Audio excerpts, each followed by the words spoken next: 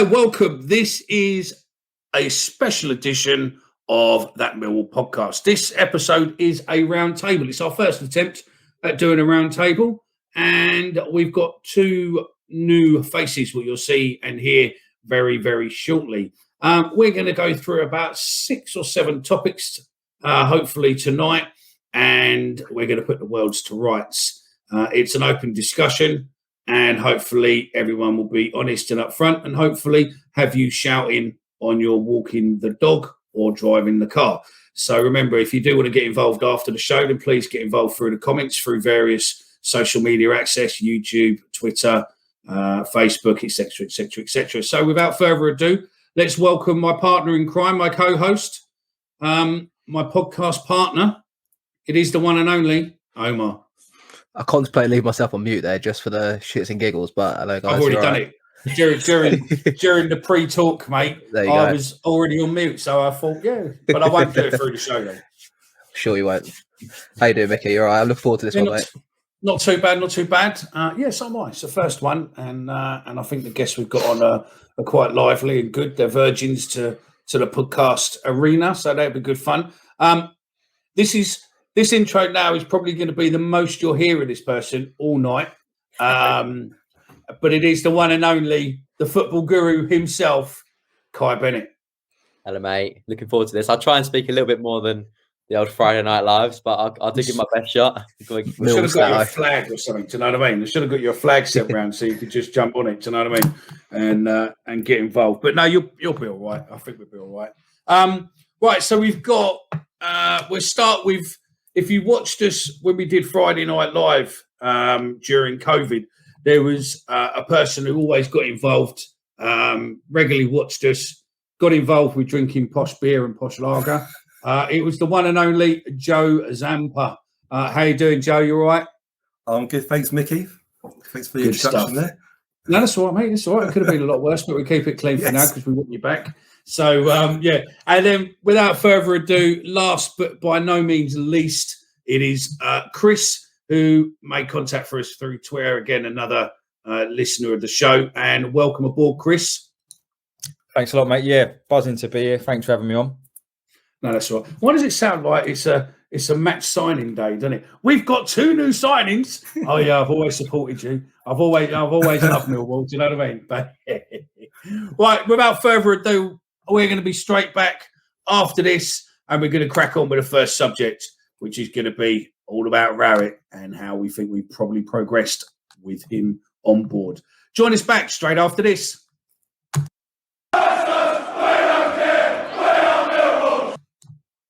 Welcome back then. So we're going to open the topic up on thoughts on Rowett, and to throw it open a bit, I'm going to go to you, Joe, and ask you for your thoughts on Rowett, and also have we progressed since he's been our manager? I must say I've always been a bit of a Rowett fan. I know a lot of Mill supporters are a little bit divided sometimes, probably less so now. I think he's kind of proved he's a decent manager. But at the beginning, certainly, I think there's a real kind of divide between some of the fans liking him, some not particularly liking him. I think he was getting results, but probably not playing the best of football. But ultimately, you've got to judge the guy on results and where we finish at the end of the season. And when you think about where he's finished in the last 2 or 3 seasons, he hasn't really finished much lower than 12th, I think. And I think his first season was after Harris just narrowly helped us escape relegation. I think we were 20th or 21st at the time. So, the short answer, Mickey, you're right. I think he has helped us. I think we have progressed under Rowett. We seem a lot more stable as a championship team now. I don't fear relegation like I used to, the last few seasons before that. You kind of fear, are we going to go down this season? Are we going to stay up? Whereas now I'm thinking, are we going to go up? I'm sure I feel the same way next season if he's still there. Yeah, 5 years now he's been at Millwall. 3 years he's been here. Sorry, 5 years we've been here. 5 years we've been in the championship. Yeah. Omar, your thoughts on Rowett as a manager, and do you think we've progressed under him? My thoughts about 9 games ago are probably different to now. No, I'm joking. I think, of course, like you got to give him credit where it's due. I think Joe's hit the nail on the head there. You know, when it was obviously struggling season under Harris took us as far as he could, and testament to the man. You know, he obviously came in and kind of made it clear that he's going to try and progress us. And it's always not so much with Harris. I felt like the mentality was get to 46 points, get to 50 points, and try and see where we go from there. Whereas with Rowett, it's always a lot of positivity. Obviously, at times it's quite difficult when you're struggling at times. But I think we was overdue this kind of, obviously the 8 games unbeaten we had, and it has kind of cemented him, I think. And who knows? I mean, hopefully he stays in for a little while longer, and we'll see where we go with him. Chris, what's your thoughts on Rowett? Obviously being at Millwall for 3rd season now, and also, do you believe we progressed under him?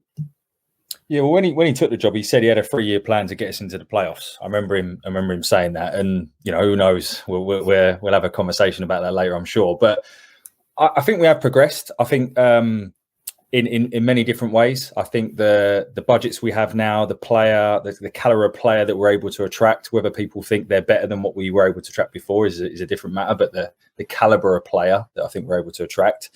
So I think we have progressed under him. I guess my concern is, I believe he's on a rolling contract, I think. So I'm not sure what the summer brings for him. Obviously, with Alex coming in as well, who knows where that takes us. And obviously, I think there's going to be a lot of player turnover in the summer as well, whoever is the manager. So it'd be really interesting to see how that pans out. But I think it's not always pretty. I think we can all agree on that. It's not the most attractive of football.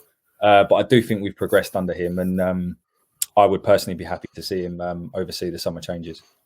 I think ultimately it's obviously a results-based business, and he's doing the business for us. And I agree with Chris there. I think you mentioned obviously recruitment. I think it is kind of, he's shoehorned into this kind of recruiting these people he knows, Chris, if that makes sense. Obviously Bennett, Malone, players he's worked with before, Benik Afobe, Ryan Woods obviously was one of his top signings when he first came in as well on loan. Do you think, obviously with Aldo coming in, you mentioned there, do you think we're going to try and steer away from a contact logbook of what Rowett has and maybe try to get an identity of what we're trying to do going forward? I mean, I'd like to think so.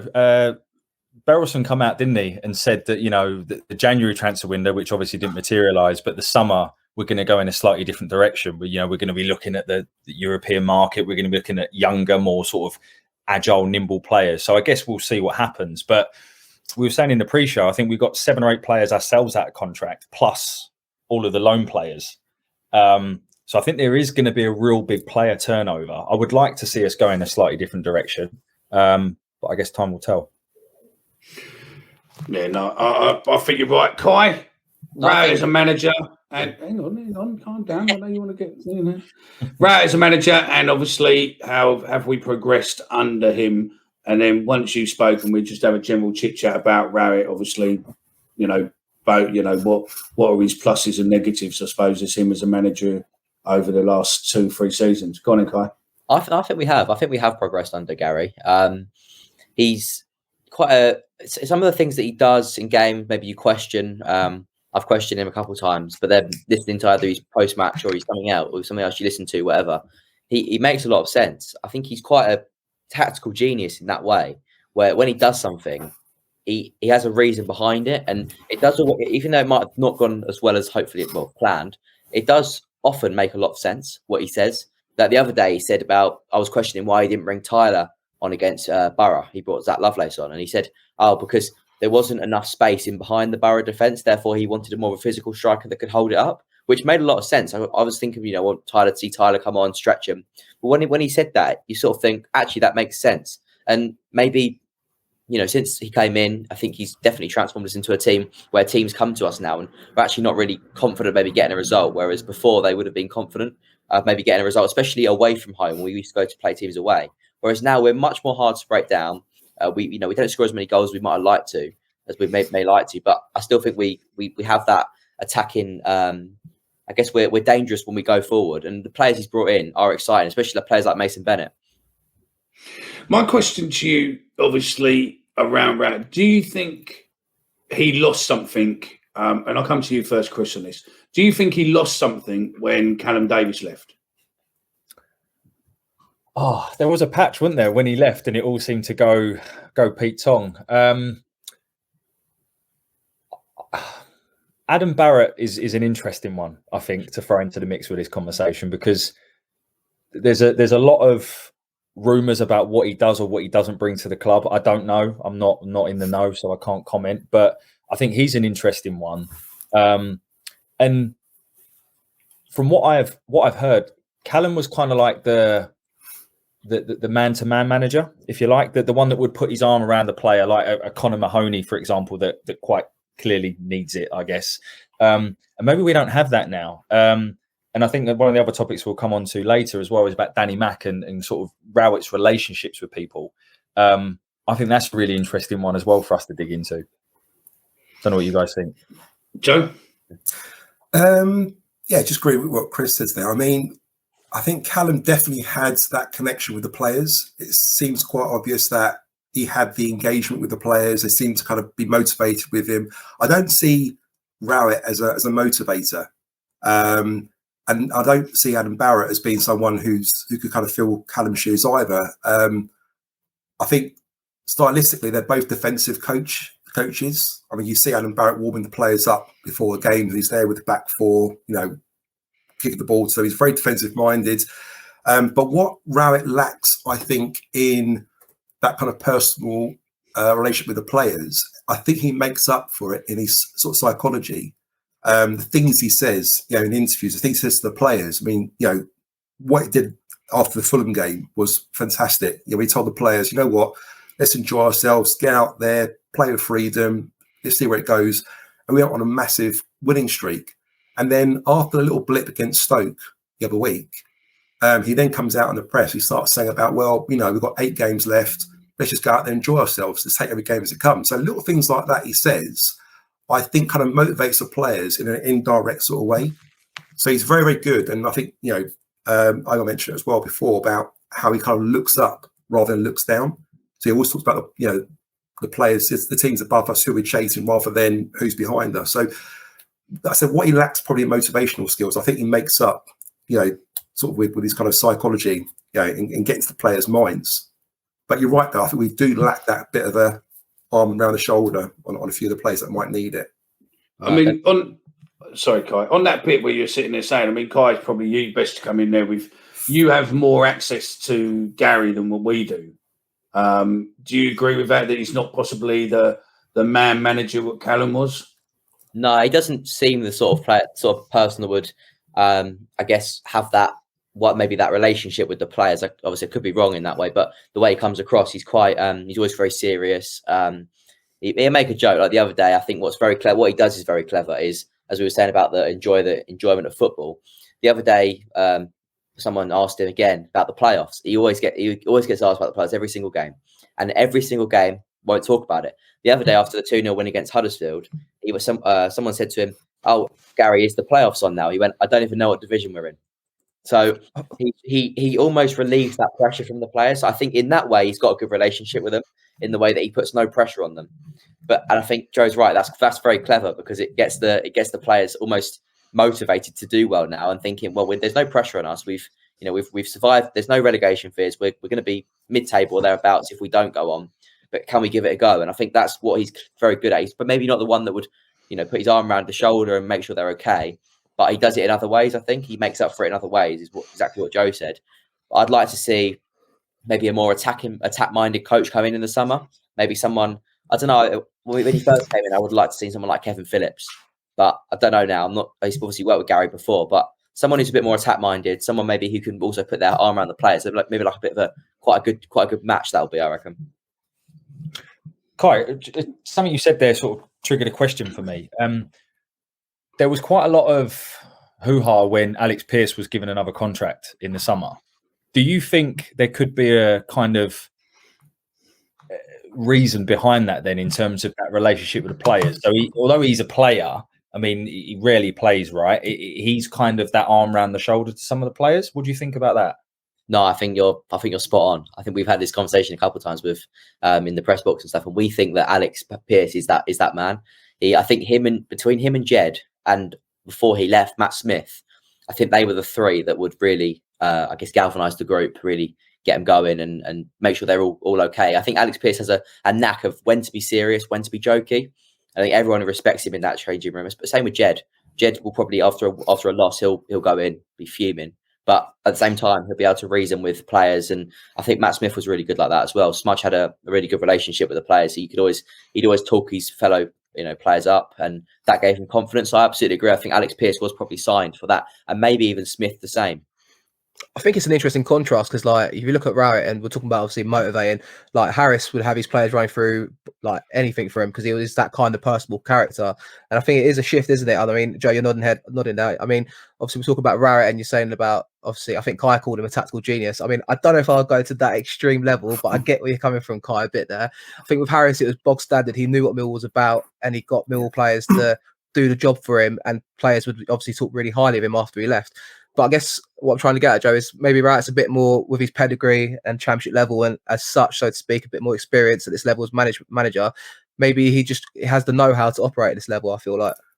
I think you're right. I mean, you said there about Neil Harris, who's very much a 4-4-2 guy. Really, it's all about motivating players, being direct, being physical. I mean, I saw some stats a while ago, and I think under Harris, players pick up a lot more yellow cards, a lot more red cards. It's very, very physical, about being direct, getting in their faces, pressing high. Whereas Rowett is very different. He wants his players to sort of sit deep, catch them on the counter attack. And it makes me laugh though, because sometimes, like, if you're watching them live, you're hearing fans behind you shouting at the forwards, "Why are you not pressing? Why are you not pressing defenders?" But what they don't realise that these forwards, the likes of Afobe, Bennett, Bury, Jed, they've been told probably, you know what, don't press the defenders, let them have the ball there. As soon as they go, maybe it could be a plan, when they go past the halfway line, then you press and win the ball, use the space behind them. But the Millwall fans, bless them, they'll watch it, and all they care about is they want fire. They want to get in their faces, attack, press high, And I feel sorry for the players because they're getting, stick from the fans when they're actually probably carrying out a tactical plan from Rowett. And Rowett will change games. You see him, he'll often go 3 at the back, then he'll go 4 at the back, and it's not working right, let's change it again. Whereas Harris never really had that, did he? I think the only time I saw Harris really chuck the kitchen sink was against Luton, I think it was, away. I remember that game. I think we were losing, and I think he put 4 forwards on, didn't he? And we went for it, and I think we scored or got an equaliser or something. So, but you never really see Harris kind of tinkering with tactics and formation. It's very much 4-4-2. This is how we play. Morrison, Gregory, press on them, get in their faces. And it's very, very basic, but it was very effective. In that season when we finished 8th, I think we now missed out on the playoffs. But then that system and tactics didn't work the season after because obviously we struggled. And I mean, Morrison was a lot older, so maybe he couldn't quite carry out what Harris had him doing the season before. But I would definitely say with Rowett, he's got a much better tactical mindset. You see him and Ann Barrett talking during the games, and they're pointing at players and trying to change systems. They're always trying to find weaknesses in the opposition, how they can play. Like you said about Bury, Kai. Why didn't Bury come on? Well, there wasn't the space to attack behind the fence. So there's always a reason. And I think knowing Rowett, like you say, Omar, being a bit more experienced in the Championship, you've got to just kind of trust the guy and give him the respect and let him do what he thinks is the right thing to do, I think one thing I will say, I think is one thing we need to improve on, though, when I think about Rowett sides, and I suppose Millwall in general at Championship level, we just don't score enough goals, chaps. I mean, obviously, last couple of seasons, I think to get into that playoff position, was it this season? 39 goals scored, 36 against, I think on the top of my head. I mean, that's clearly I don't know who wants to take the floor after this one, but that is a serious issue that we need to address. And it's probably a tactical thing to it, but also, we play against Huddersfield and we could have scored 6 or 7, and that's kind of the benchmark. I felt like that performance a little bit for myself. What's interesting in that is people always ask what's changed. What happened in those last few games? Why we suddenly start scoring goals? And is Rowett a genius? I don't think he was. I think in some ways he got a bit lucky. I remember that game against Huddersfield. I think Burt got injured, didn't he? I think Bury came on. And something just happened. I think we counter-attacked them. I think with Bennett's pace and Bury's pace, we got behind them. And the phobia was there as well. I think we looked strong, didn't we? We looked dangerous on the break. We had that pace. I think that started back in the QPR game, if I remember. I think that's when Burt got injured, wasn't it? QPR. That's right. And then I think Bury come on, and suddenly he was just scary. He was on it, counter-attacking them. And that system worked with Jed behind the two fast forwards. And suddenly we were creating chances and we were scoring goals. But then you see what happens. We lose Bennett. Bury then goes out of form a little bit. Maybe it's just for a bit of tiredness. We then have to bring other players in, and suddenly the system changes again. And then we kind of lack that bit of, attacking threat, if you like, So it's very, very hard. You can only make do with the players you've got. But it's just interesting how it kind of clicked back then. I really think Rowett was quite lucky because he kind of threw Bury on it. Suddenly it just worked. So he thought, right, this is really good. Let's keep this going for a few games, No, I agree with that. I think, and I think it probably we move on to the next subject because it probably ties in with this. Is how do you think us having Aldo back is going to continue going forward? I mean, Omar's been a vocal, every week about how advocate, you could say. That was the word I was looking for, but for some unknown reason, I could not think of it. That was the word I was I've got you, mate. I've got there. See, that's it. Thanks, fam. Too much Top Boy this week. That's what it is as well. So yeah, do you get me? Calm. Is I must be saying, obviously, we need to have a direction in football rather than we let a manager come in, buy a load of players. The manager then goes, we're stuck with a load of players who don't necessarily fit into the new system, and then we're just trying to put round plugs in square holes. They just don't work. So I mean, on Aldo coming back, we'll go to you first, Kai. What's your thoughts on Aldo coming back, and also do you think that having a set direction of how we're going to play is going to be a benefit to Rowett potentially going forward? Or do you think this is pretty much putting the writing on the wall that Rowett might not be here for much longer? No, I think that Aldo and Rowett can work really well together. I think Bustle came in, they seem to have as you said, a checklist of who they wanted. If it didn't fit it would come in. I think what Aldo will do is hopefully open up that European market. Hopefully. I mean, he obviously worked with Harris for quite a while, and we made some quite good signings. Okay, we did make some disastrous Australian signings as well. Obviously, Bob Vars and Scalak come to mind when I think about them. But then, Cooper, Bart, Jed, all these players that came in for very little fees, really. And I think experience, he would have done well now with a bit of experience. Stoke coming away from maybe his boyhood club and working at a club that he had no affiliation to, really. It'd be quite interesting to see what he's like. And I think Gary will probably work quite well with that. I think if they do have a set formation, he will work quite well with it, because I think his set formation right now obviously is a 5. If they change that set formation, then he'll have to change his mindset a little bit. But once he gets round to it, I reckon it'll be quite good, because he seems to be quite good with a set formation and playing players in that position and finding players to play around there. Like also, Millwall's quite well known for versatility. And I think that will work well with a set formation as well, because you've seen Leonard playing numerous amounts of positions, just to name one. If we do have players injured, you can always fill the gap with a player that's maybe a bit more versatile. So maybe that might be sort of maybe the transfer idea from now on. Try and sign someone from one position, but can also play another position just in case you lose someone. Chris? Yeah, I think what will happen now with Aldo coming back is we'll sign Stoke players instead of Derby players. No, joking apart, I think it's interesting, because I think you can kind of see the direction we're trying to go in, right? With Smith and Bodvarsson moving out, and they didn't replace them, and they've, as I love Smudger, I think he's a top bloke, but we've not really missed him. He wasn't the same player for me this season, but I think we're investing heavily in the youth facilities, which I think is a good sign. Obviously, seeing Danny Mack and Billy Mitchell being integrated into the first team properly this year has been really good to see. And if we can complement that with a wider breadth of talent that Aldo can bring in, I think it can only be good for us. The one player I would just love us to sign is that number 10. Is it Styles that plays for? Is it Barnsley? And there's the lad. He's good. Yeah. And there's the lad at Coventry, isn't there, as well? That kind of who's the guy at Derby who the number 10 at Derby? I can't remember his name is now. Tom Lawrence.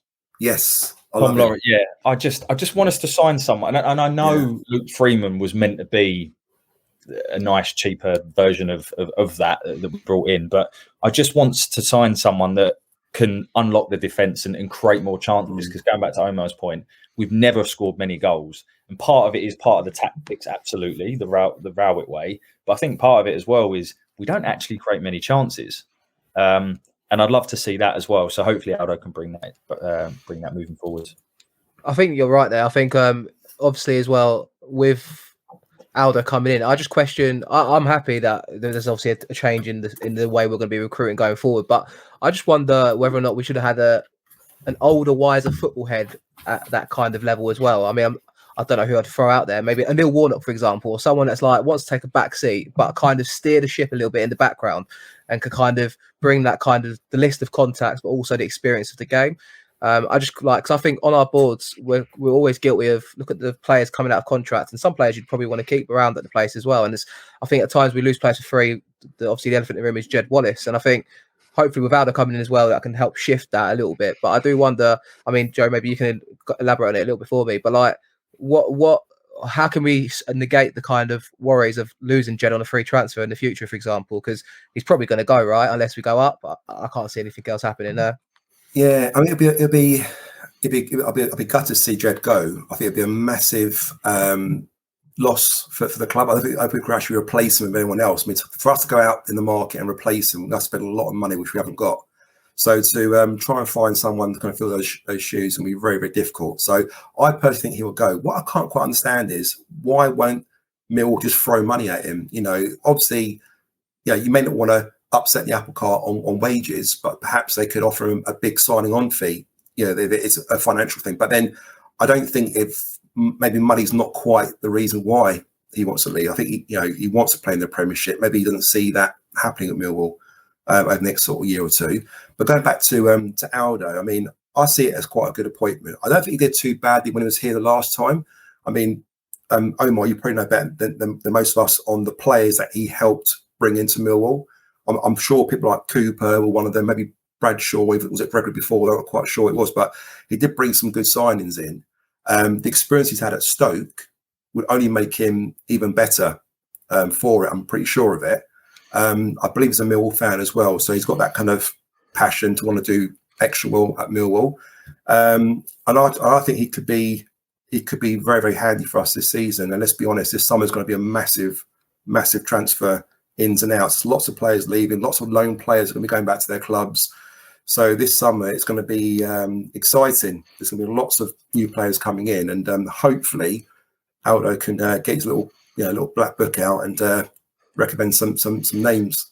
I think with obviously with Aldo in particular, I think he was quite good. I remember Harris crediting him a lot for it. Obviously the 23 signings we made. So Bury's one of them, and also Marlon Romeo was a 23 signing we made initially that then kind of got his opportunity to play in the squad. And I think especially at League One level, we've done well at picking up players that were on the downward trend, but young players at the same time. And then obviously even Harry Smith, for example, was another one kind of plucked out of nowhere and played a few games and obviously kind of came into it. I mean, Chris, obviously we were saying obviously about departures. Loan players, obviously, that we've got at the club at the moment. Obviously, Afobe, one of them, has obviously got 9 goals this season. Would you keep Afobe and anyone else that maybe you'd try and kind of earmark to be here for next season? I think context is key here because it depends on what comes with it. So is Afobe, because I would imagine Afobe's actual wage at Stoke is beyond anything that we're paying anyone at the moment, right? So if it's to make him the highest paid player at the club, no, I wouldn't keep him. Whereas if we can sign him on a free or a really sensible transfer fee and integrate him into our wage structure, then actually I would keep Afobe. I don't think he's the best player, but I think he can hold the ball up well. I think he's quite an intelligent player. His finishing's a bit hit and miss, but I also think he's a good character to have around the club as well. From what I've heard, I think he's a good bloke, and I think he genuinely quite gets the kind of Millwall way. So I personally quite like him. Shea Ojo is the interesting one for me because he was getting really good just before he got injured. I think it was the Palace game. He was superb against Palace. He was brilliant. And then obviously got injured against Forest, I think it was, and he was having a great half in that game with Bradshaw. And I believe he's out of contract in the summer as well.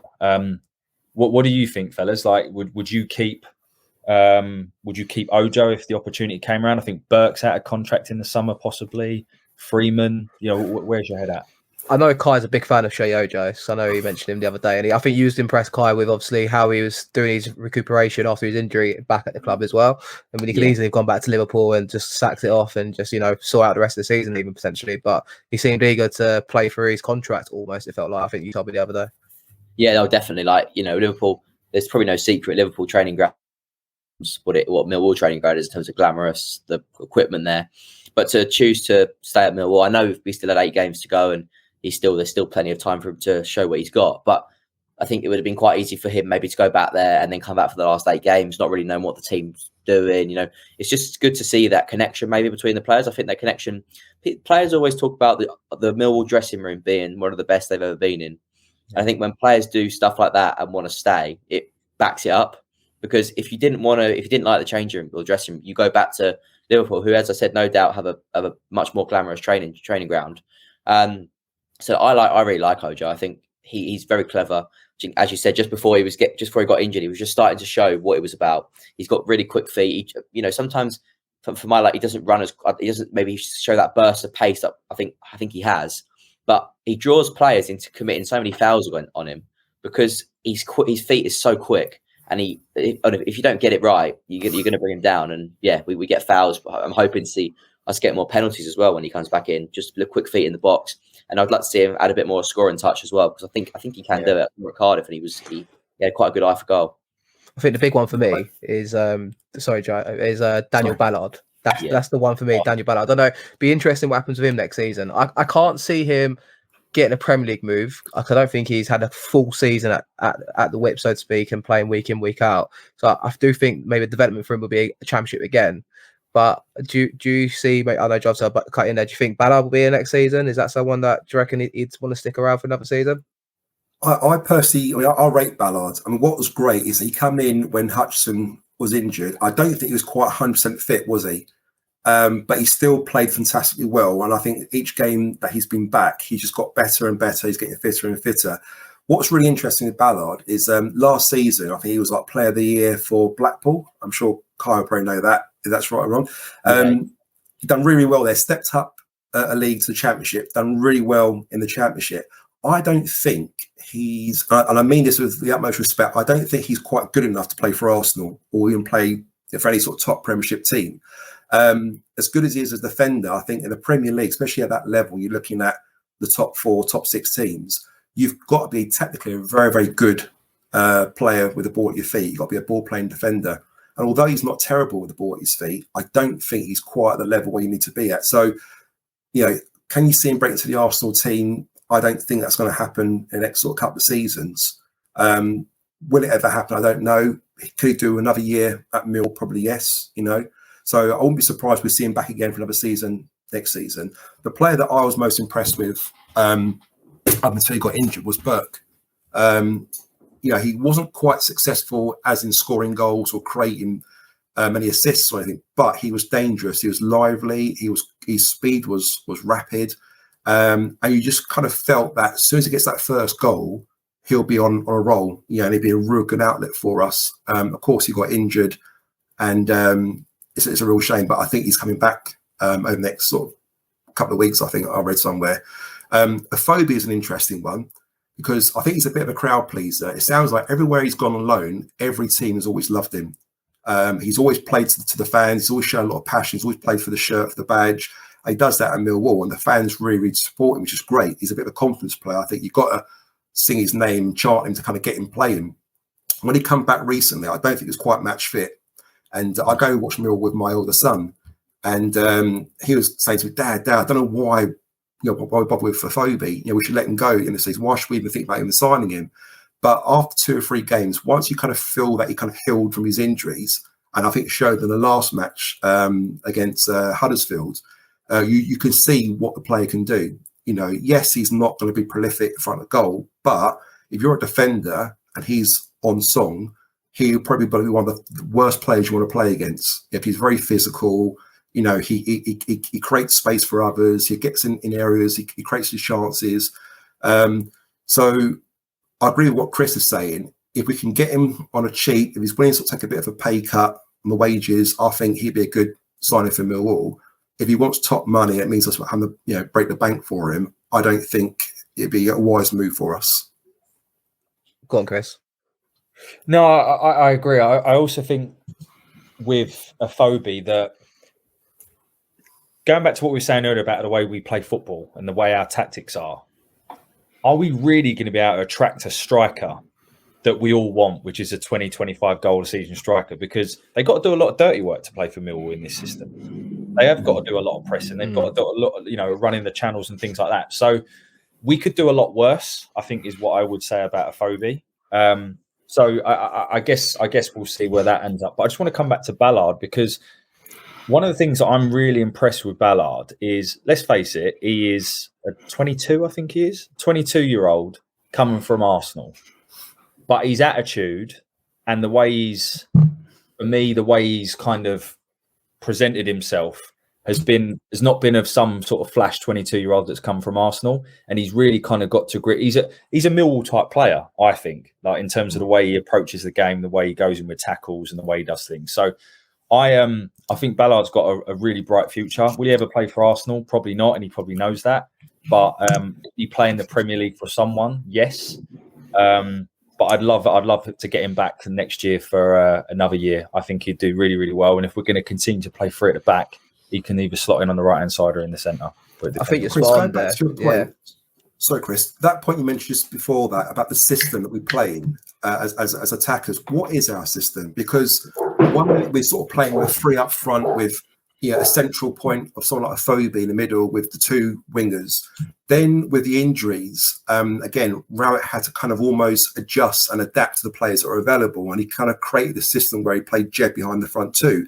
And that really worked. But to play that system, you can't really have a poacher playing up front. You almost need like an advanced forward or a winger type player, like a Bennett and a Bury or a Burke, that's got the pace to get in behind players, maybe get into the channels and work. So, a 20 plus goal scorer will probably be playing more of a kind of central role. So to attract sort of player, we then have to change the system to fit around him. So has Rat actually worked out? I think he's quite worked out. He wants to play with a back three, back five. I think he enjoys playing with the two midfields. But the attacking bit, has he kind of worked out yet? Does he want to play a number 10 behind the front two? Does he want to play a front three? Maybe he wants to adapt. Where do you see is our best tactical approach going forward?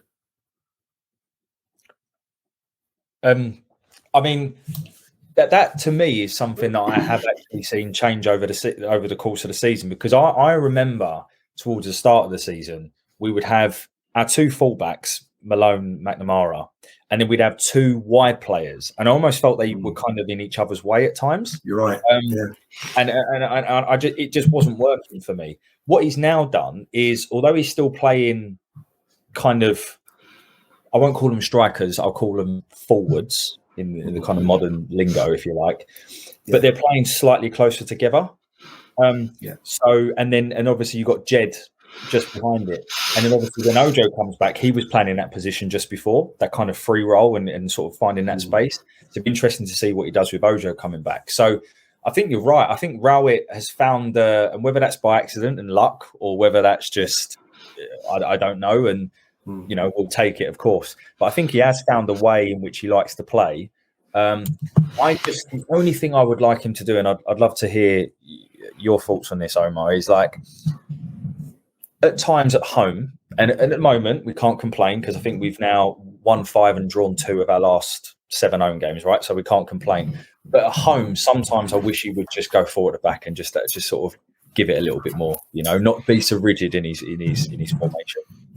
I agree. I do think, but like you say, we can't knock it because at the end of the day, he's doing the business, and I don't think we're gonna, at this level anyway, unless we recruit really well next summer and it moves on, we're never going to play teams off the park. But what I would say is obviously, like, there is a time and need sometimes. I think Middlesbrough game is probably a good example of it, where you want a bit of Millwallness to it. You want Ben Thompson suddenly in the middle, busy around there, or Jimmy Abdou, for example, like kind of putting the work in and just getting the fans going. And there is times where you think if we was on the front foot here and went for it, we could probably roll teams over. But like I said, you can't really knock it at the end of the day. But I do agree with you. There is times where you could just kind of throw the kitchen sink at it. But end of the day, we're doing the business, I suppose, at least at the moment.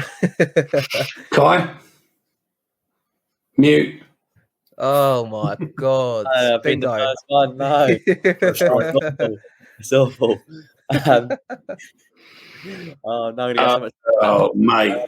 At least I'm not the first, and at least I'm not going to do it. But yeah, Christ, come on. No.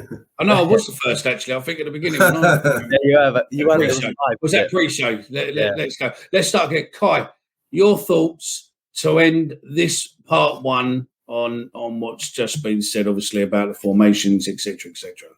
No, I think I agree with both Chris and Omar, but I think at the same time, the five at the back, I think it depends how you utilize it. With the wing backs, if you use it right, the wing backs just get so high, and you can. Scott Malone, obviously, that was so good against Huddersfield. I thought he ran Sauberton was absolutely ragged that night, and obviously Danny shows how far forward he can get. And Danny hasn't actually scored yet, but every game that goes by, he looks closer and closer to scoring, just because he gets so in such advanced areas.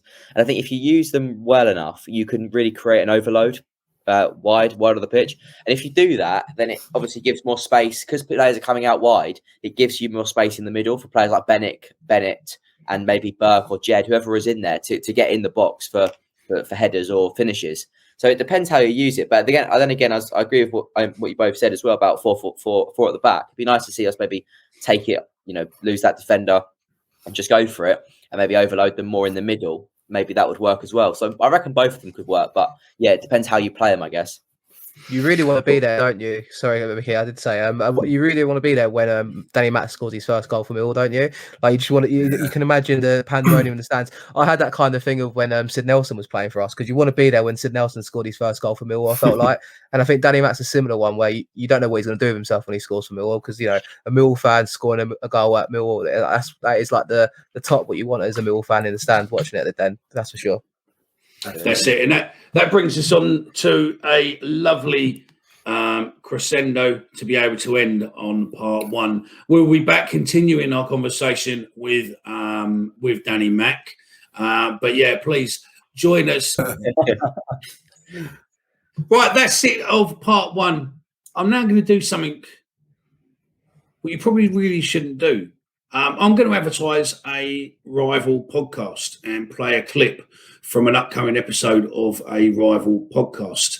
That podcast is WallTalk, and they have done a special show remembering Paul Jiggins. Paul Jiggins, I wasn't best mates with him. I didn't really know him. I knew him to say hello to, and I knew him to give him a nod at away games, etc., etc. But Paul Jiggins' help during the regen battle, the AMS battle, was second to none. He stayed in the shadows, and the advice, the guidance, the help he gave, especially when we decided to stand a candidate in a general election, was fantastic. So for the next couple of minutes, you're going to hear the advert what Millwall put out for their WallTalk. And remember, if you do want to listen to that, you can go on to Millwall and search WallTalk under your podcast provider, or just look in the show notes below, and we will be including a link in there. So the next voice you hear will be Max telling you about their upcoming episode for WallTalk. And we'll be back after that.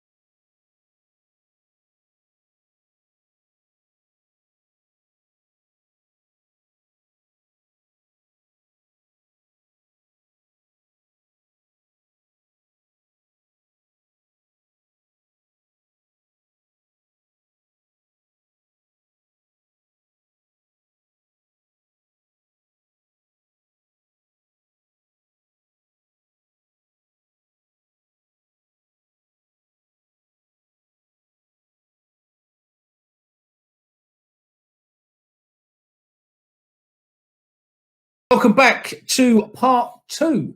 It's not been a bad show so far. I think part 1 was quite good. The two new guests have seemed to perform. So they've broken their virginity, they've broken their cherry, whichever way you want to call it. And I think we'll have to do a Twitter poll now to see who gets the job and who gets fired. But anyway, we'll move on. One for you boys to get your teeth into now, and I think it's one that's been highly discussed amongst many Millwall fans over this season. Danny Mack or Leonard at right back? We'll start with you, Chris. I love Danny Mack. I think he's absolutely superb, and I still don't get why he's not been called up to the Republic of Ireland squad. I see a lot of tweets about why he should be. I think he's very consistent. And he's also improved throughout the season. I do want to see him add some more numbers to his game, and I think Rowett actually said that. Obviously he's not scored yet. We want to see him score and have a few more assists and things. I personally prefer him because I think he's more attack minded. However, I love Leonard. I think Leonard is a fantastic player to have in your squad because he can play centre mid, right back, right wing back, centre back. I think he can do a great job. He's a little bit injury prone. I think he's had now 2 quite significant injuries since he's been with us, but I think he's a real 100%er, and I really quite like him. If it was down to me, I'd have Danny Mack though at right back, and I see him being our right back for quite some time. And it's good to have competition at the end of the day. I think we need competition for places, particularly if we're gonna move forward. So Danny Mack for me. But Joe, what do you think? I agree with everything you said there. One thing that I've really noticed is, for me, there's been a lot of top performances this season, certainly the last 8 games or so. But the 2 players that really stood out for me, and I'm quite proud of it because they're Millwall youngsters, is Mitchell and Danny Mack. And I don't think they will be playing to the levels they're playing at the moment if it wasn't for the fact they're getting game time and consistently playing week in, week out. And you can see it every week. They're growing in confidence. Mitchell the last 2 or 3 games has been brilliant. Equally so is Danny Mack. Danny Mack is great going forward. I think he drives forward. You're right. Probably doesn't quite get the numbers or the stats for the assists or goals. But what you see him do defensively is brilliantly. I mean, his tackles is like a proper old school Mill defender type tackle, and it really gets the fans going, and he knows what the Mill fans want. With regards to Leonard, I rate Leonard. I really like Leonard. I see him as a bit more of a utility player. So he's the sort of player who will probably give you 7 or 8 out of 10, most games, whereas Danny Mack will probably give you a 9 on occasions. You're right, Leonard could play centre back, he could play right wing back, he could play midfield. I think with the international break, the boys will have a well-earned rest. Hopefully we'll come back feeling a lot more fresher for the Luton game. And I think out of loyalty, Rowett has to stick with the same team that's got him where he is now. Now, if there's a run of games when suddenly, McNamara or Mitchell or whoever it might be are really struggling and need a bit of a rest, then yes, bring Leonard in then, or get him on the last 15 minutes, maybe give McNamara a bit of a rest. But I don't think you can pull McNamara out and then put Leonard in. Although he'll do a good job for you, I just don't think it's the right thing to do. I think you've got to stick by your players, give them that opportunity to kind of flourish and continue to develop. Danny Mack's an interesting one, I think, and I think it is weird that at the start of the season he had the shirt, then he came out for a few games with Leonard playing, and that is back to the question of why is he preferring Leonard at right wing back? I think Leonard does a job anyway, and I think that's probably why he gets put into these positions where Rowett goes, I'll give him the nod because he's reliable. But I think you're right when you said about Danny Mack, he can give you a 9 out of 10 some games, and that's probably what Leonard is not going to do in that position because he's not a natural right wing back either. But I think with Leonard, you're right, he's a utility man, plays centre half and does a job, right wing back does a job. But I think it does raise your eyebrows a little bit. Like the last 8 games, like you said, in that run where Mitchell and McNamara are the best players, you could argue start of season Mitchell didn't have the shirt to start the season either, and injuries have kind of forced this to happen. And now all of a sudden, they're in and they're holding it down on their own, and you can't knock that, can you, Joe? I think that is ultimately what it is. Like they got the opportunity and come in and took it, haven't they? Well, that's it. And that's what you want from them to do. If they didn't take the opportunity, if they didn't play to the levels they're playing at, then you say, well, you know what, it's an opportunity wasted.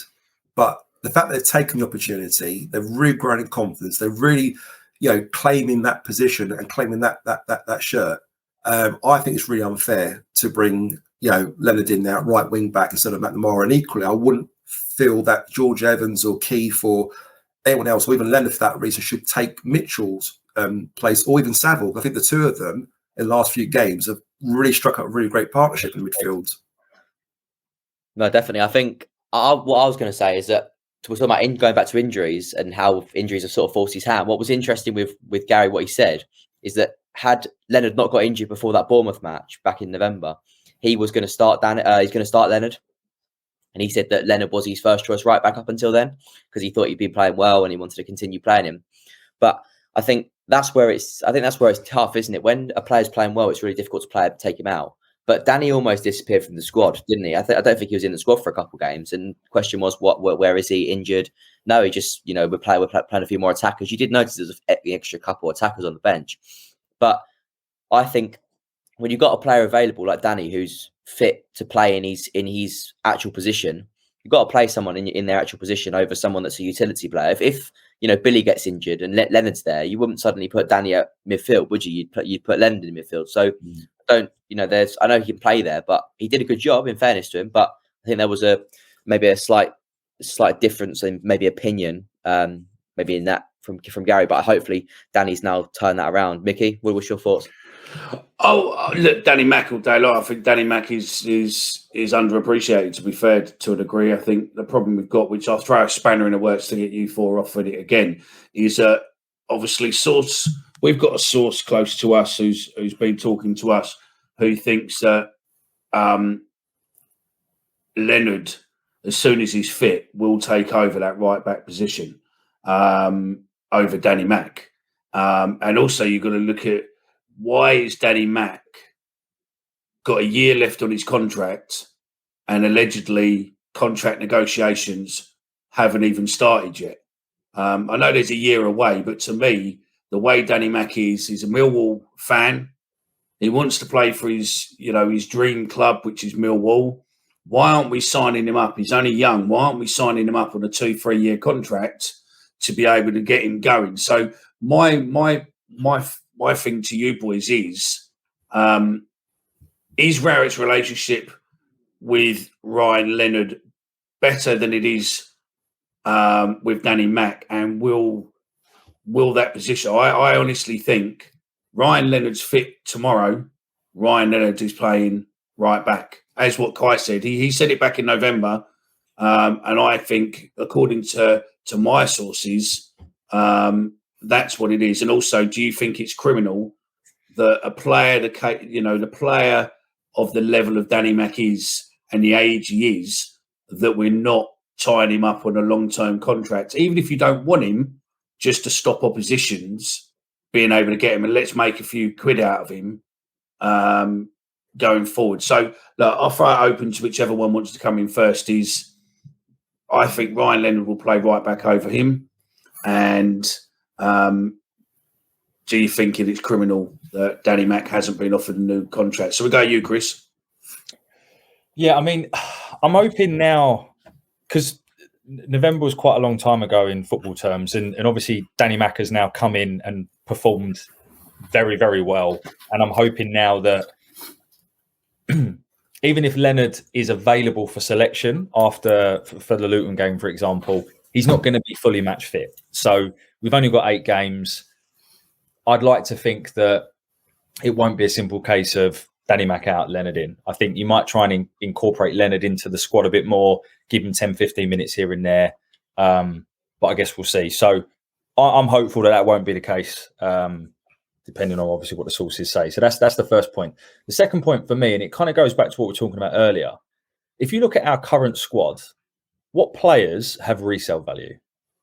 And Danny Mack on a long-term contract is absolutely one of them. He's a player that, for me, when I look at what players do we have that could get in other top half championship teams, Danny Mack is one of them. And I don't think we have many, which is why I always think, I know a lot of Millwall fans hate saying it, we are punching above our weight, because I think there's a lot of players that we have that wouldn't necessarily get into other top 10 clubs. So I think it is criminal that we're not starting these negotiations. I did read something a little while ago that he hasn't started negotiations with anyone, and that's something that's going to wait till the summer. So I'm hoping it's just a case of that, and in the summer the 3-year contract comes out. But Kai, what do you think? No, I think you're right. I think that statement was about Conor Mahoney, wasn't it? I think the one where Dwight won't start until. Yeah, that's right. I'm sort of thinking that maybe they haven't started it yet because Harvey Bustle only maybe left, and obviously Aldo's only just come in. Maybe it's a little bit of a transition period with both of them. Sort of one sort of learning his new role, the other one's gone. Maybe in a couple of weeks when he's maybe settled in again, maybe you never know, maybe he'll start it again. That's my thoughts, but I mean, I really hope Danny stays. As Mickey said, it'd be criminal to let him go, wouldn't it, or just not sign him again.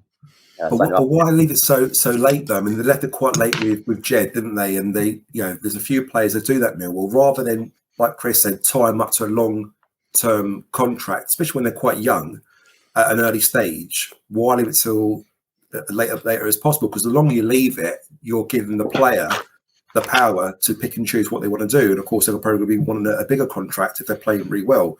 Danny Mack, I'll be very surprised if he's not playing the Premiership in 3 years' time. Yeah, that's with us or without us. So if it's not with us, do we want him to leave on a free like Jed's going to do potentially this summer, or do we want to get a decent sum of money for him? And the only way we can get the money for him is if we tie him into a 4-year deal or a 5-year deal that hopefully will cover him for the next few years and then sell him. And as much as I wouldn't want to see him go, going back to your point, Chris, about resale value, we need players like this.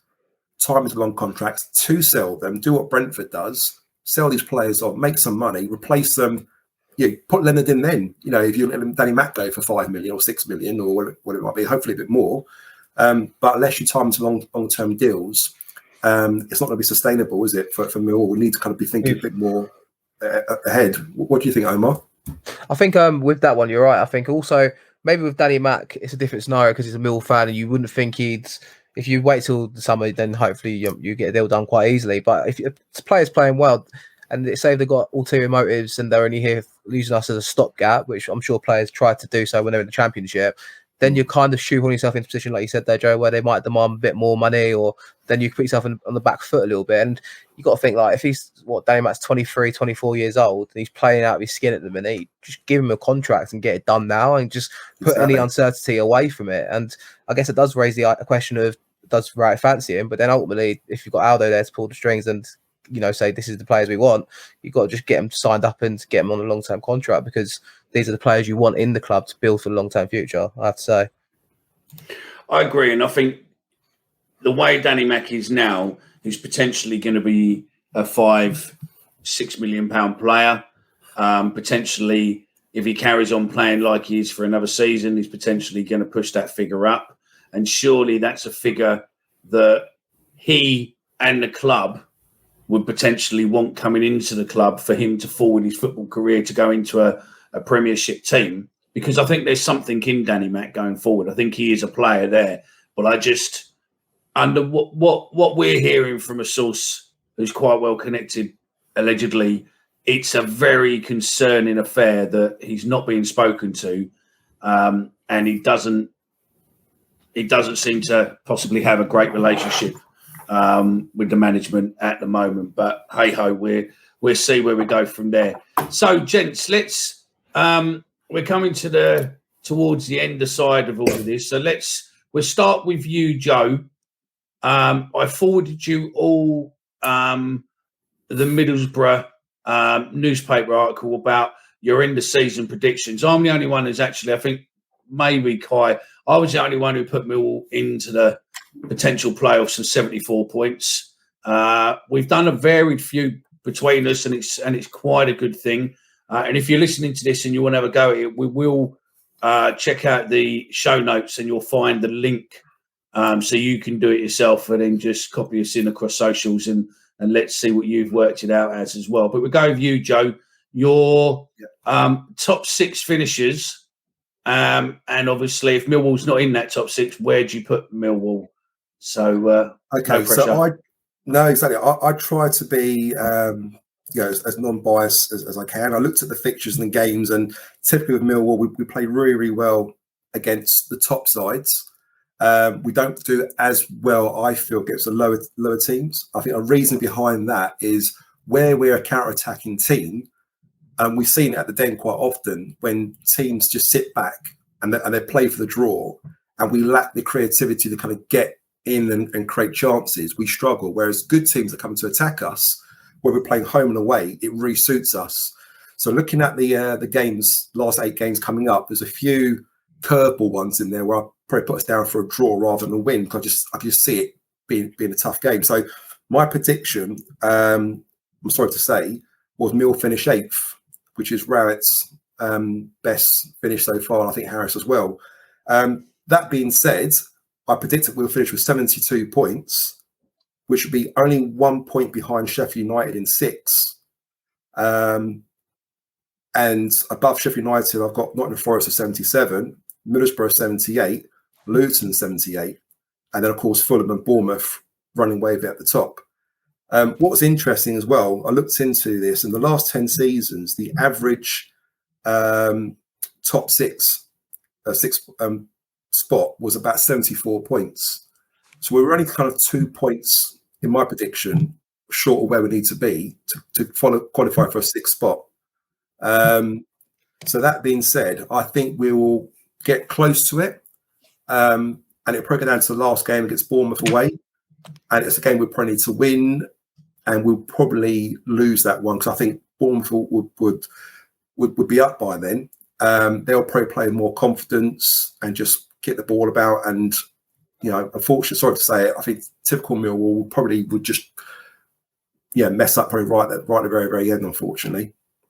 Yeah, I've gone for the same. I'm not actually quite sure. When I did it, I'm not actually quite sure how we haven't made the playoffs with my predictions. I think I've gone for too many wins I've got us down to 74 points and finish 8th. I'm not sure how I've done that, but basically I've got Fulham and Bournemouth to run away with it. Fulham 99 points, Borough 79, Forest 78, Luton 77, Huddersfield 76, and then QPR on same points as us but 74. Us in 8th, 74, and then Sheffield United 72. But no, I think if we do get 74 points, I think we'll make the playoffs. I think that's probably. I'm not quite sure what I was doing with the other teams, but I've obviously gone for them to win most of their games because I'm not sure they've obviously got a head start on us.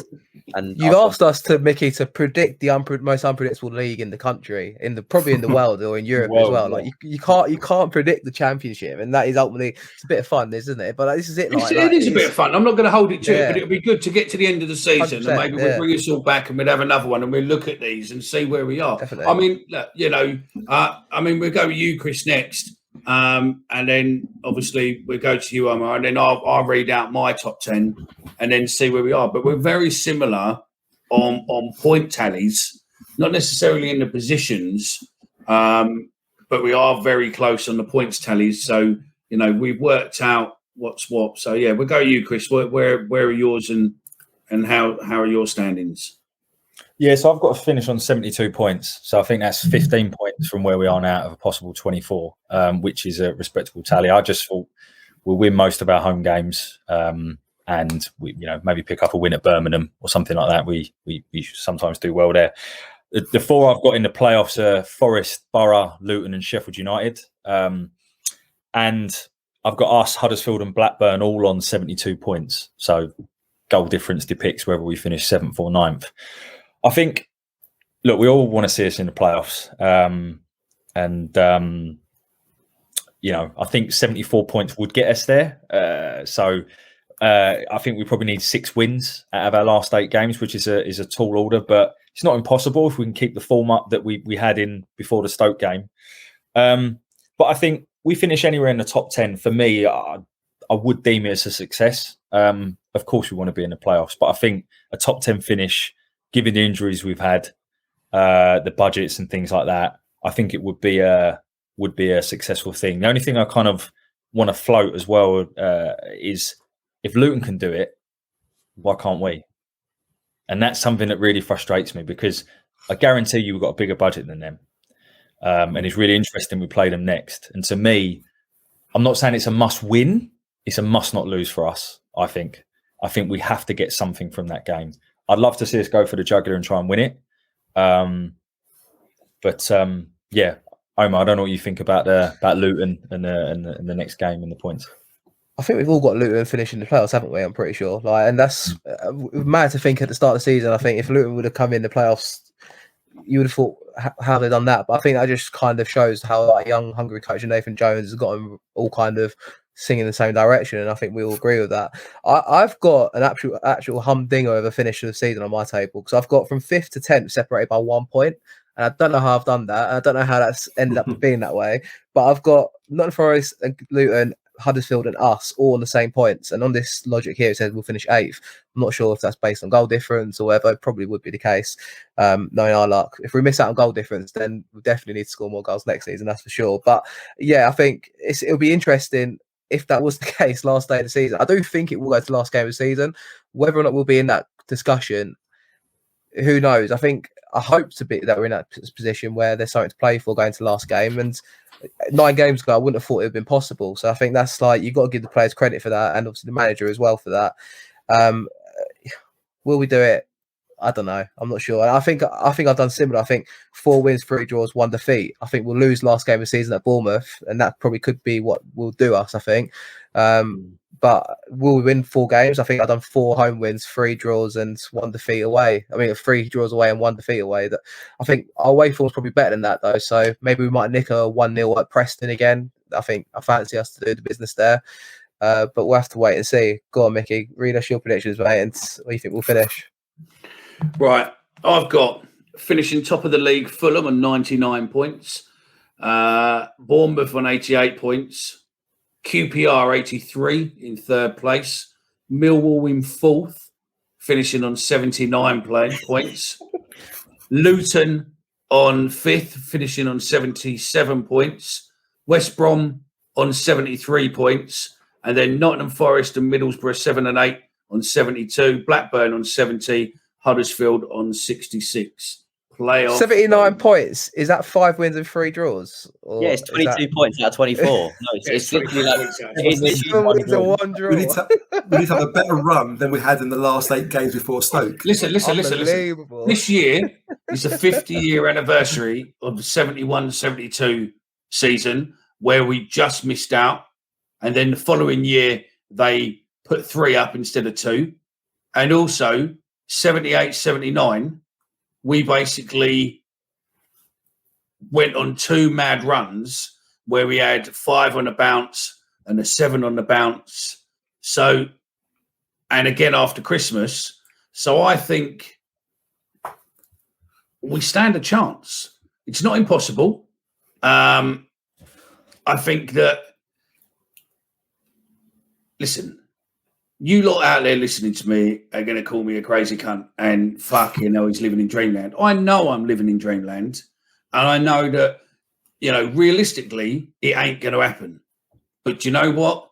On that, just thinking, yeah, they'll do it. Yep, they'll do it. Yep, I think that'll be a win. And doing other teams and trying to predict other teams' scores, win, home win, away win, draw. Wasn't easy to do, but hey ho, anything is possible in the Championship, and it is a league what is probably one of the closest ever it's been for years. And I would probably say that the Championship is starting to team up, as people are calling it, Premiership too. But I think that it's probably a more competitive league than the Premiership. Go on, Kai. You're going to take the piss. Off you go. No, I was going to say, who have we got to get relegated? Actually, just before we, I think I've got Reading to stay up by 3 points, and I think I've got Derby, Peterborough. Who's the other team that's doomed? Come on, Barnsley. Barnsley, Barnsley, I think, yeah. I think Derby will survive. Yeah, I put Derby last game of the season. 1 point. By 1 point, yeah. I've got Peterborough and Barnsley down. I think Reading will fall into the bottom 3, and Derby will just survive by 1 point. I'd love Reading to go down.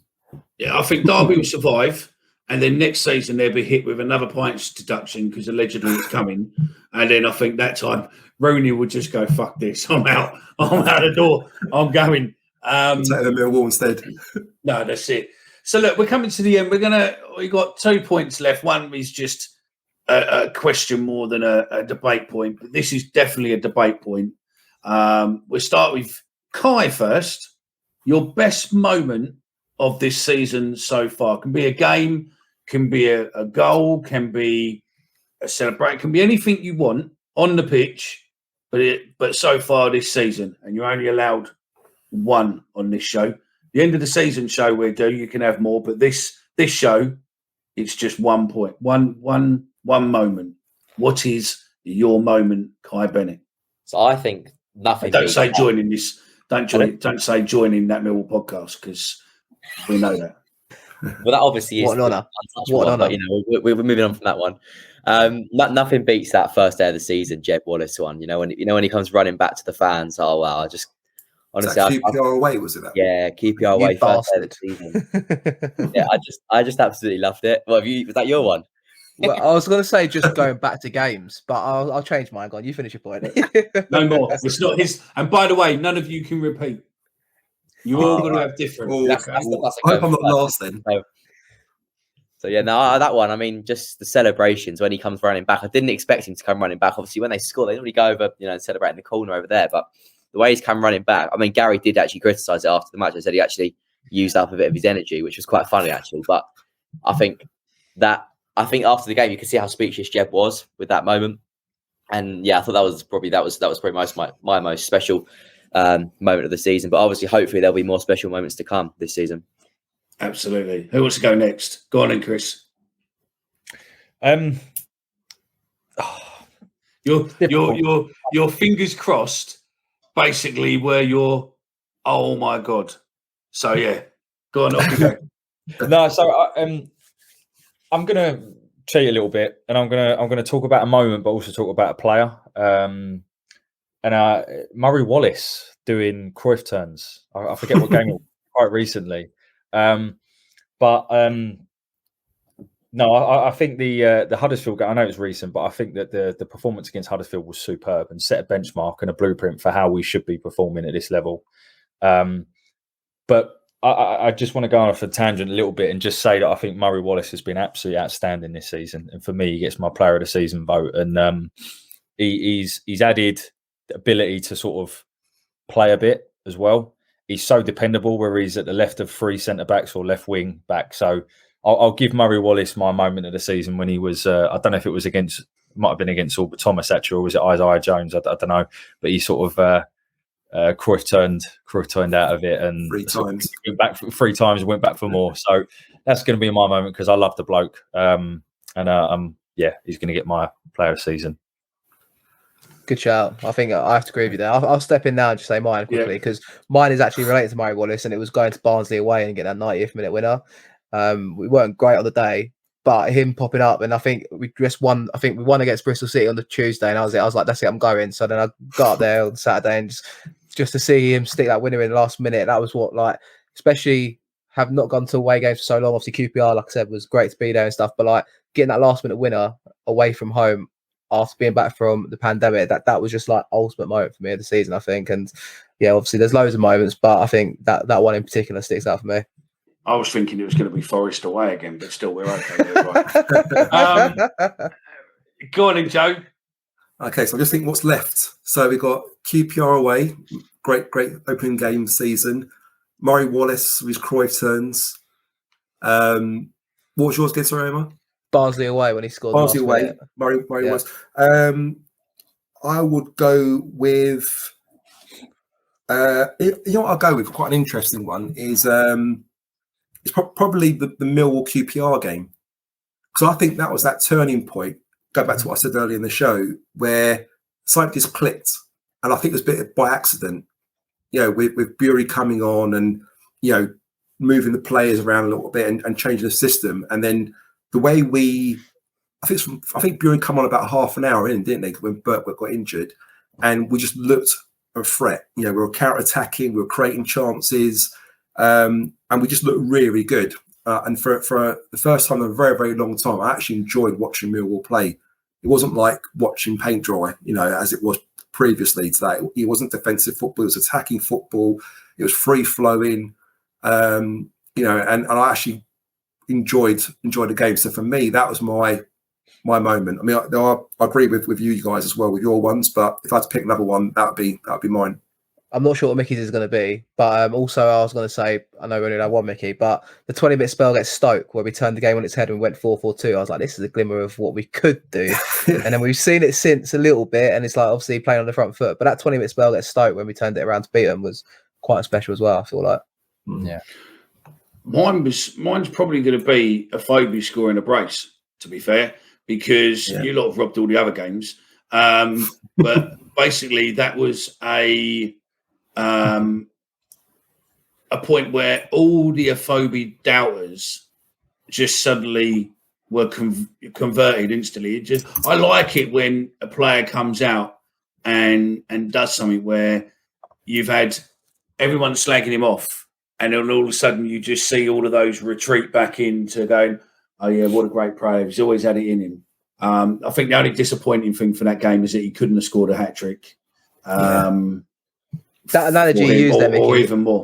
That analogy you used, so it's buying it, is the Ryan Woods analogy. When Woods had one good game, it's like everyone's dissing him, and then one good game, it's when the people come out of the woodworks like, told you he's amazing, look how far he's put through. It's like, you can never please everyone, though, because that's the whole good thing about football. Everyone's got different opinions, haven't they? So that is that analogy.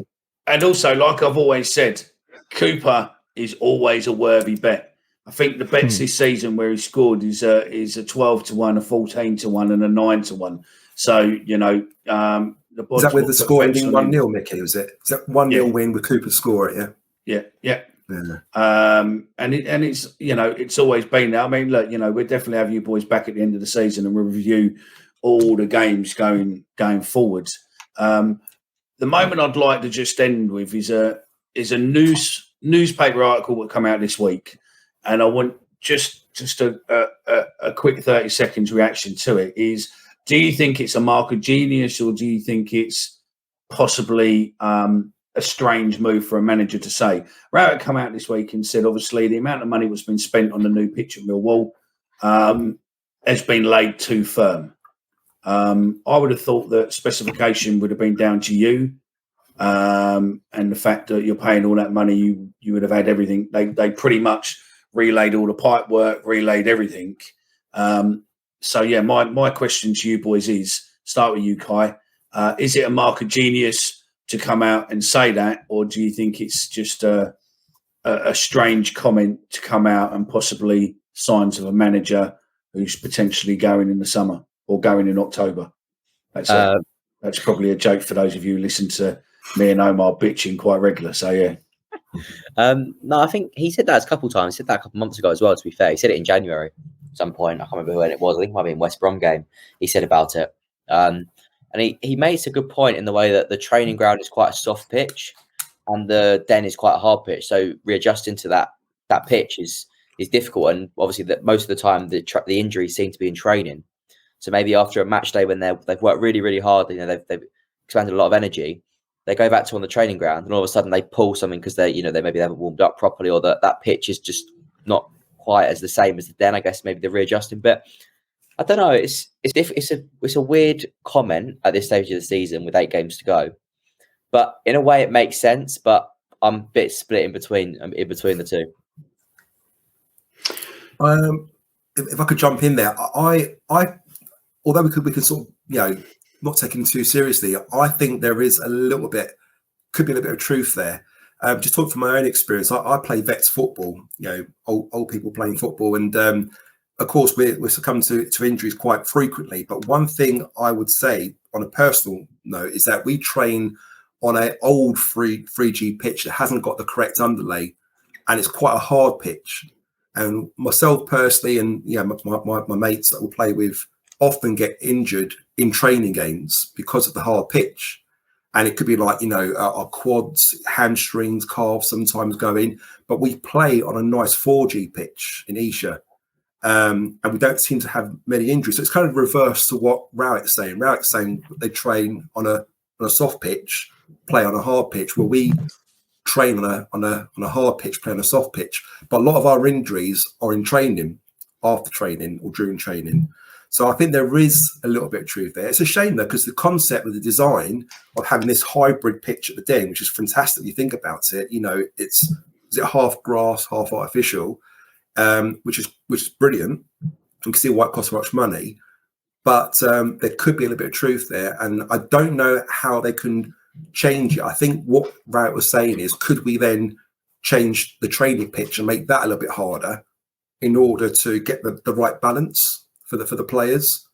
Because otherwise, the other alternative is to rip up the pitch again then and make it go a soft pitch. And I think the point he was making there as well is that even the opposition teams, when they come, they get injured on that pitch. And I think we've noticed it. I've seen it quite a few times, players getting injured. So the point he's making, I think there could be some truth there a little bit. Chris? Yeah, I think there probably is an element of truth, to be honest, and the stats don't lie. The amount of injuries we've had this season, I know we laugh and joke, but it is ridiculous, to be honest. The only thing, and it was going back to what Kai said, I just don't get why you would come out and say it. That's the bit I don't quite understand. I've always thought that Rowett actually speaks quite well, and he comes across quite well in interviews. And when I saw this, and obviously I've only seen it written, I've not heard him say it, so context is key here. I just don't get why you would say it. I don't get what he's getting. No, nor do I. I don't understand why he come out of it either. Because to me, if the pitch is hard, and as you said, Joe, that players who are coming here are getting injured too, you're sort of opening yourself up for potential lawsuit from away clubs to say, actually, the pitch could be. Listen, we live in a crazy world now where you get sued for fucking anything. Do you know what I mean? You know, and is he protecting himself, maybe, Mickey? Do you think he's protecting himself? You know, I've heard some Millwall fans sort of almost ask the question, what the hell goes on in training? Is it the training methods? Yeah, are they working too hard? You know, and maybe is it his way of trying to justify that what he's doing is not wrong?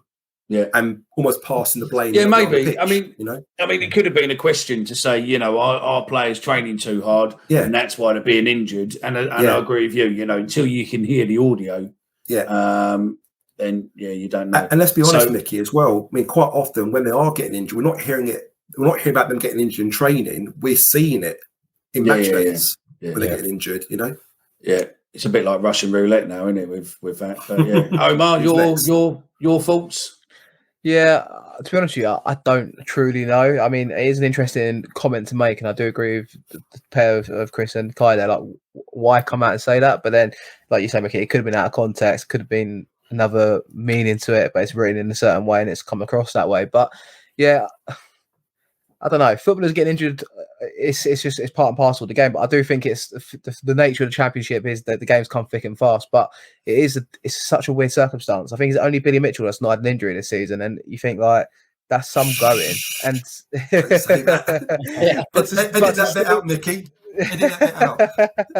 to still be at that end of the involved in the business, you got to wonder, like, if we had no injuries whatsoever this season, which is obviously impossible, but if we had a couple of injuries, where would we be if we had a full fit squad to pit for the whole season? But here, if buts and maybes, I suppose, and you never truly know, I suppose. No, that's it. Well, look, I think that brings this to an end. This is around an hour and a half. It is a round table show, and hopefully let us know if you've enjoyed, and we will hopefully do some more. And if you want to take part in one of the upcoming ones, then do as these guys did, just drop us a DM and say, I quite fancy coming on. What do I need to do? It's as easy as that. Then you can have your live edition like these two are, and as I said, one gets fired and one gets burned. So, you won't see one of them again, but we'll leave that down to you. Maybe we get a poll going to see which one gets the job and which one don't. No, I'm joking. They're both good as gold. I'd like to say thank you very much to Joe for coming on. Is there anything you want to say before I terminate, or are you okay? Yeah, I'm all good. Just thank you for having me. Really enjoyed it. Love watching and listening to your shows, guys. And just keep doing what you're doing, and thank you, for everything you do for us each week. Do you know what? I feel like a bit like Ken Bruce now with his quiz on the thingy. You go, well done for taking part. You've done fantastically well. Is there anyone you want to say hello to while you're on national radio? Chris, is there anyone you want to say hello to, or anything you want to say before we go? Just say hello to me mum. No, I'm joking. No, just what Joe said. Thank you very much for having me. Really enjoyed it, and hopefully we'll come back on here again. But thanks a lot. Yeah, no, definitely. I think you've been great. Kai, thank you very much for taking part and turning up. No worries, mate. Thank you very much, Chris and Joe. It's been a good episode. I've really enjoyed that. Thanks, guys. Omar, that was blinding, wasn't it? I quite enjoyed doing that. You? Yeah, definitely. I thought it's a good little discussion and great contributions for both Chris and Joe. And yeah, Kai's obviously always here. So cheers, Kai. No, that's it, isn't it? So yeah, look, thanks very much for joining us. If you want to continue the debate and get across our social medias, we'll be tagging these guys in when we release the show across there. So you're more than welcome to continue the debate across there. We've raised quite a few subjects, well, hopefully we'll get you interested and want you to get into the debate. And we'd love to continue it forward. And again, if you've got anything you want to get to us directly, just drop us a DM. If you've got any inside information, anything like that, then yeah, drop us a DM and we're happy to discuss. So yeah, thanks very much for joining us. That's the end of our first round table. You know what to do. Like, subscribe, all that bollocks. So thank you very much. And I'll speak to you again soon. Cheers.